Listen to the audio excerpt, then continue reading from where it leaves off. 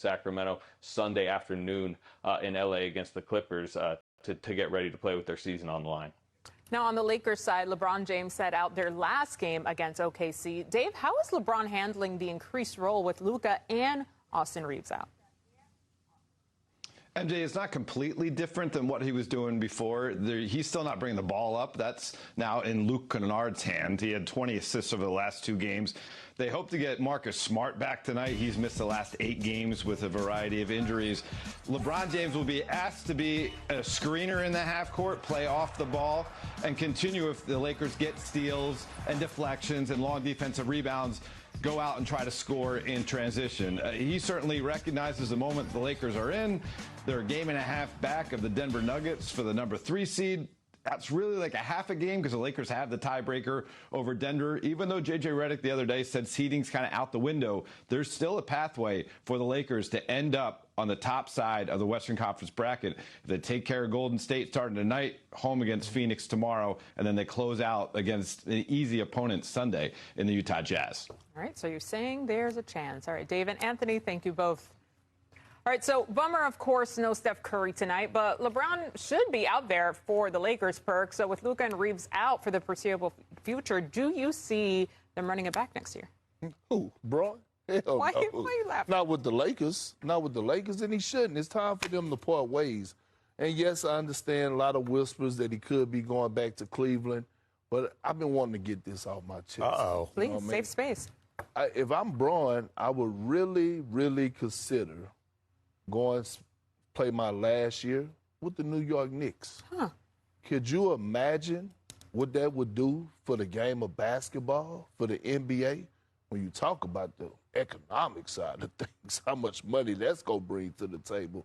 But Braun finishing out his career in the Mecca, in Madison Square Garden, and on top of that, the Knicks still have a roster where you add a LeBron James, yeah, you might have to give up some pieces. You going out with still having a legit shot at making a championship run.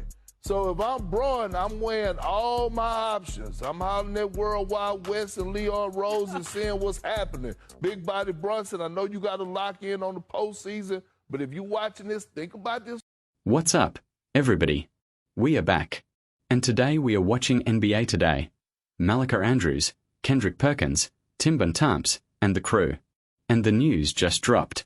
Steph Curry is out tonight against the Lakers. No LeBron versus Curry. Again. We are going to get 0 LeBron versus Steph games this season. 0. That's not just a bummer.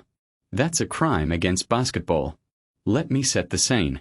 Steph Curry missed 27 games with a knee issue. He played the last 2 games. But the Warriors are on the front end of a back-to-back. They have 3 games left in the regular season. They're locked into the 10 seed. They already know they're going to be on the road for the play-in. So the Warriors decided to rest Steph tonight and play him tomorrow night in Sacramento. Anthony Slater said the Warriors want Steph to get representatives with Kristaps Porzingis, who's also resting tonight, because they've only played 8 minutes together all season. 8 minutes. That's not a partnership. That's a cameo.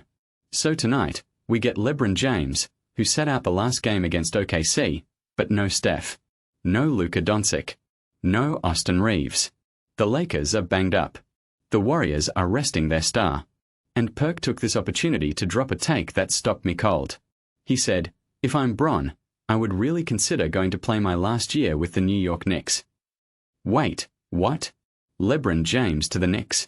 Perk said, could you imagine what that would do for the game of basketball, for the NBA? When you talk about the economic side of things, how much money that's going to bring to the table. Bron finishing out his career in Madison Square Garden. On top of that, the Knicks still have a roster where you add a LeBron James. You might have to give up some pieces, but you're going out with still having a legit shot at making a championship run. And then Perk addressed Jalen Brunson directly. He said, Big Body Brunson, I know you got to lock in on the postseason, but if you're watching this, think about this for a minute. Get a chance to still play with LeBron James. I know he's on his way out, but he's still got a lot left in the tank. He still could go out there and give you 25 and 5. Now, let's be real. LeBron to the Knicks is a pipe dream. But Perk isn't wrong about the fit. The Knicks have Brunson, Towns, Bridges, Anunoby, Hart. They have a defensive identity. They have a closer.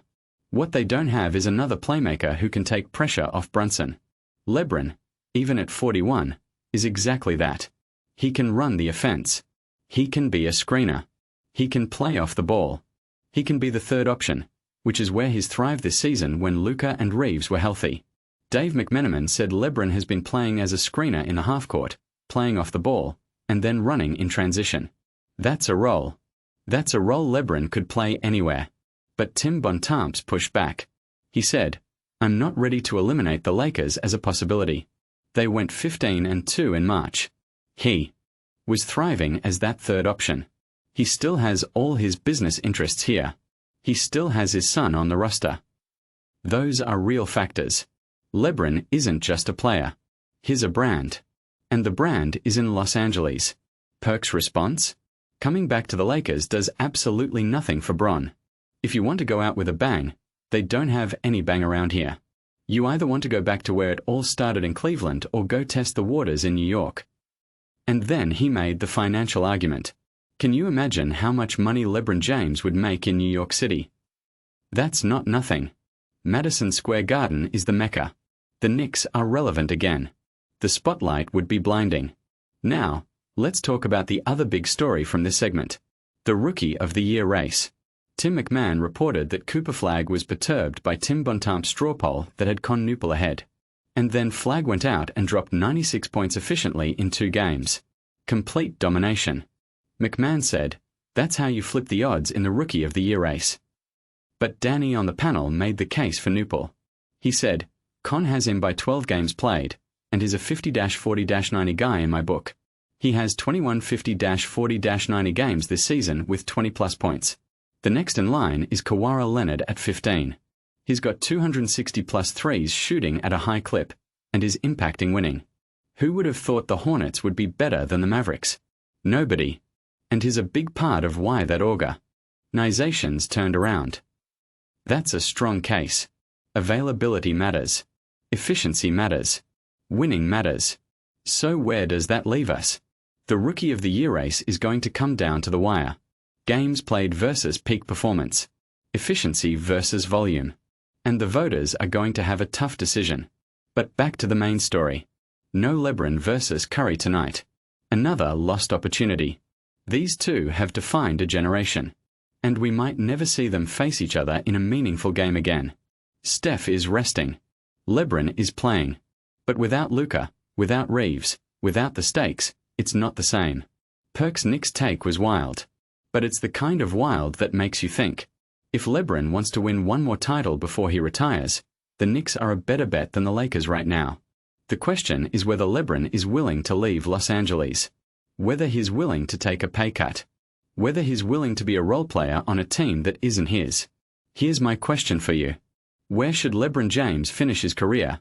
Lakers, Knicks, or Cleveland? And who wins Rookie of the Year? Cooper Flagg or Con Newport? Drop a comment. Let me know. And if you want more of these breakdowns, hit that like button and subscribe. We are building something real here. I'll see you in the next one.